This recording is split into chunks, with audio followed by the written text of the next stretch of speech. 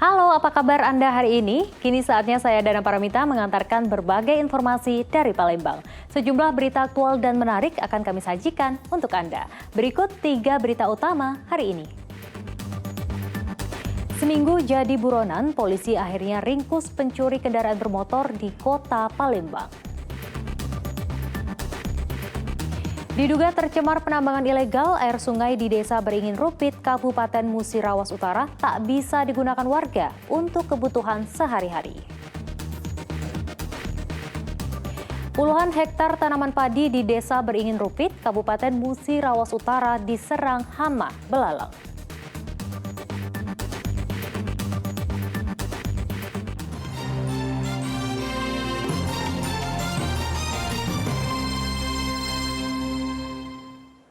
Informasi pertama untuk Anda, polisi meringkus pelaku pencurian kendaraan bermotor di kota Palembang. Karena berusaha melawan, polisi terpaksa menembak kaki tersangka. Dalam catatan polisi, tersangka telah melakukan aksinya sebanyak 20 kali. Sepekan menjadi buronan polisi, tersangka Budi Hamdani akhirnya dibekuk tim reskrim dari Polrestabes Palembang. Warga desa Talang Bali, Mariana, Kabupaten Banyuasin itu adalah pelaku pencurian sepeda motor di 20 lokasi yang berbeda. Polisi terpaksa menembak kaki tersangka yang berusaha melawan saat diringkus.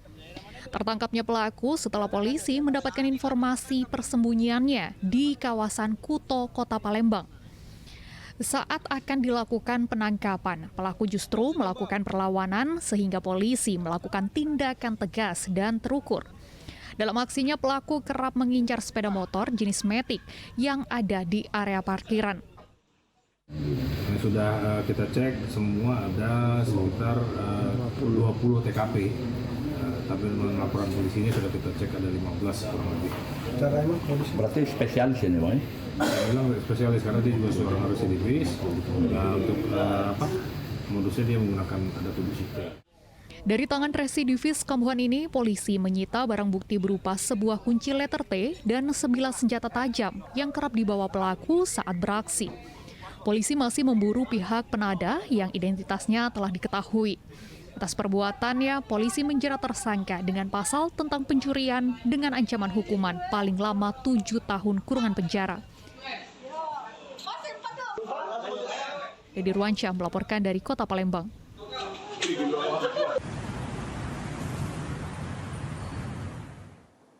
Informasi lainnya untuk Anda, polisi menangkap seorang mahasiswi di kota Palembang karena diduga terlibat investasi bodong.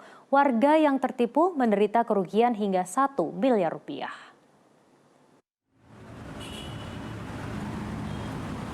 Penangkapan mahasiswi berusia 24 tahun Radah Gladys Mecin dipimpin Kasubdit 3 Jatanras, Kompol Agus Prihandinika, setelah dilakukan pengintaian usai pelaku bersembunyi di Jakarta.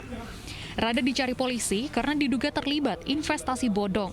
Ia mengajak warga untuk berinvestasi usaha kuliner pempek dos, pecel lele, salon kecantikan, dan seafood dengan iming-iming memperoleh keuntungan sebesar 20% setiap minggu dari modal yang diinvestasikan. Namun nyatanya tidak sesuai dengan janji. Jumlah total keikutsertaan warga ditaksir mencapai 1 miliar rupiah. Di Palembang, ada 60 orang warga yang jadi korban. Polisi kemudian menangkap Radah pada 15 Mei 2022 setelah bersembunyi di Jakarta. Ia diringkus di rumah pamannya di Jalan Naskah, Kecamatan Sukarame, Palembang. Bersangkutan diamankan atau ditangkap dalam perkara penipuan penggalapan dengan modus menawarkan investasi dengan dijanjikan keuntungan 20% dari modal yang diberikan oleh korban. Kemudian pasal yang diterapkan pasal 372 dan atau 378 dengan ancaman maksimal 4 tahun penjara. Penawaran dari secara pribadi itu nggak pernah, tapi melalui admin. Yang dijanjikan apa? Itu keuntungan 20% per 15 hari. Dalam bisnis apa sih, Mbak? Usaha makanan. Makanan jenisnya? Pempek, salon, kecantikan, pecel lele juga.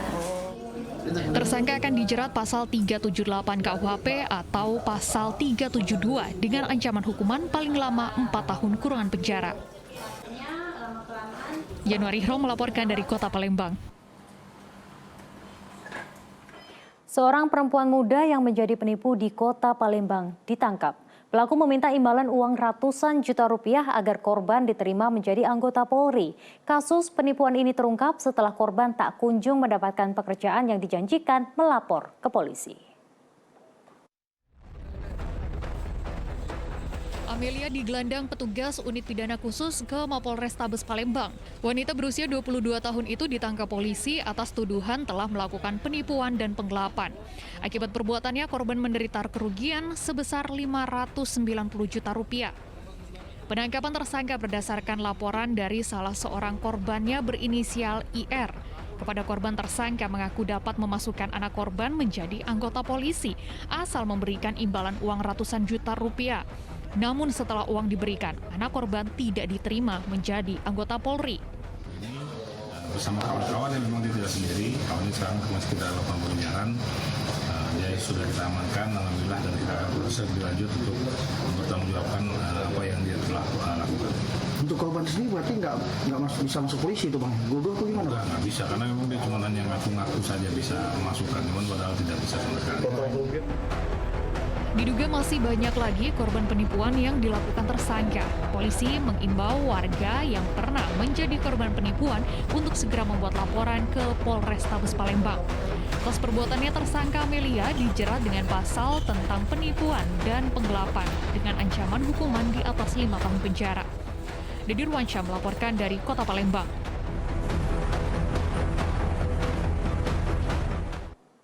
Berbagai peristiwa yang menarik perhatian masyarakat luas terjadi di sejumlah daerah di Sumatera Selatan dalam sepekan terakhir. Semuanya sudah kami rangkum untuk Anda dalam Palembang Sepekan.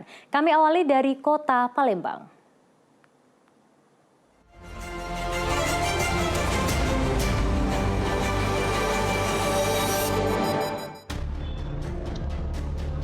Umat Buddha di Kota Palembang merayakan Waisak di Vihara Dharma Kirti Kota Palembang.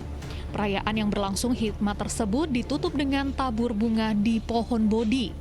Prosesi puja bakti Waisak dipimpin Sangha dan diikuti sejumlah pendeta berlangsung hikmat. Pada perayaan Waisak kali ini mengambil tema dalam cinta kasih semua bersaudara. Upacara perayaan Waisak dilakukan dengan menerapkan protokol kesehatan yang ketat karena masih dalam kondisi pandemi COVID-19. Semua umat Buddha yang melakukan persembahyangan wajib menggunakan masker, menjaga jarak, dan mencuci tangan.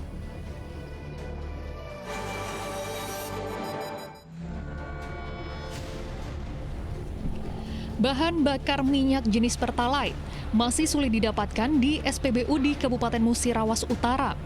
Kelangkaan terjadi karena Pertamina mengurangi pasokan Pertalite ke sejumlah SPBU. Akibatnya pengendara roda 2 banyak yang beralih menggunakan bahan bakar minyak jenis Pertamax meski harganya lebih mahal. Kelangkaan Pertalite sudah terjadi sejak naiknya harga Pertamax pada awal April lalu.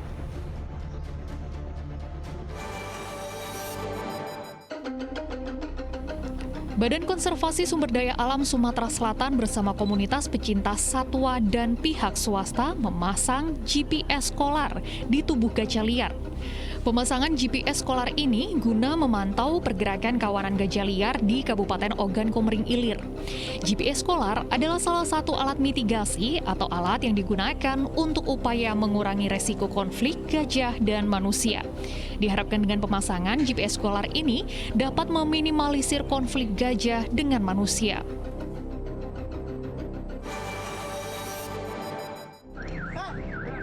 Taksi online kembali menjadi sasaran perampokan di Kota Palembang. Beruntung peristiwa tersebut digagalkan polisi yang melintas di lokasi kejadian. Pelaku bernama Bembi Tegriandora mengaku aksi perampokan telah direncanakan sebelumnya. Dengan menggunakan akun palsu, tersangka memesan taksi online dari pusat perbelanjaan Palembang Square menuju perumahan Gria Palem, Talang Kelapa, Sukarambi. Namun upaya tersangka untuk melumpuhkan korbannya gagal karena mendapatkan perlawanan.